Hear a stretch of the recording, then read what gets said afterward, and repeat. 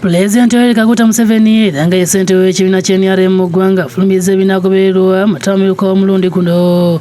Mu nteekateeka eno Ttabamiruka waakubeerawo wakati w'ennaku z'omwezi 27 na 28 omwezi ogujja mu kisaawe Kololo.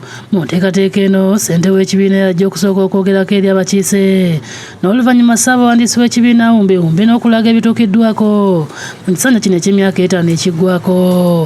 Mu Ttabamiruka y'omu abaasunsulwa okuvuganya ku bifo ebyenjawulo ku lukiiko lw'ekibiina olw'oku ntikko olumanyiddwa nga Seeke baliyanjulwa era ku bano kuliko ssentebe w'ekibiina, omumyuka asooka wa ssentebe w'ekibiina, omumyuka owookubiri wa ssentebe w'ekibiina nga mukyala ssaako abamyuka ba ssentebe 6 abava mu bitundu by'eggwanga ebyenjawulo. Abavuganya bano baliweebwa omukisa okuyega abalonzi n'oluvannyuma okulonda kubeerewo.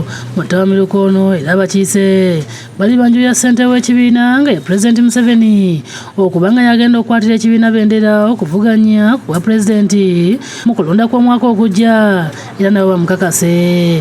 Dr. Tangodoy akulira akakiiko k'ebyokulonda mu NRM agumiza nga Ttabamiruka watagenda kutaataganya akakiiko akagenda mu maaso n'okuwuliza okwemulugunya kwabo abawangulwa mu kamyufu. Delegate conference has been convened for 27th and 28th. By then our competent lawyers will have finished, and if there's any residual election we should have done that. We are so close to time and we are keeping time.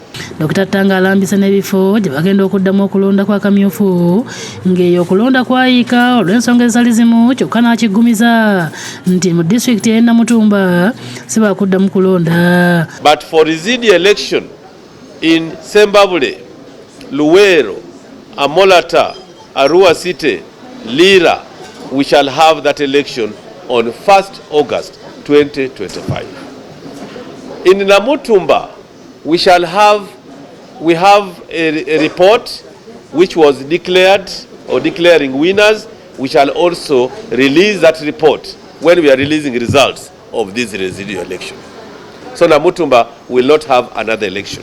William Kinobe kamyuso n'ebyokulonda mu NRM akakasiza ng'akamyufu k'abassentebe ba disitulikiti ssaako ne bammeeya ne bakansala bwe kaatambulira ddala obulungi. Twagala okubeebaza mwebale nnyo okukola naffe ebbanga lyonna litambudde. Twagala bategeeza nti akakiiko kagenda kuwuliriza petitioni ezagenze mu tribunal n'ebiragiro byonna ebinaava mu tribunal n'okumaliza obukiiko buno bwasigalawo era tekijja kukosa nnaku ezamaze okulangibwa ez'okubeerako national conference. Bo abalumiza bannaabwe okubasala ensawo mu kamyufu akababaka wa palamenti ne bakansala bakyagenda mu maaso n'okujja ku kitebe okwekubira enduulu bafune obwenkanya. Rabina Nantale yakusakidde eggulu eno ku lwa Bukedde TV.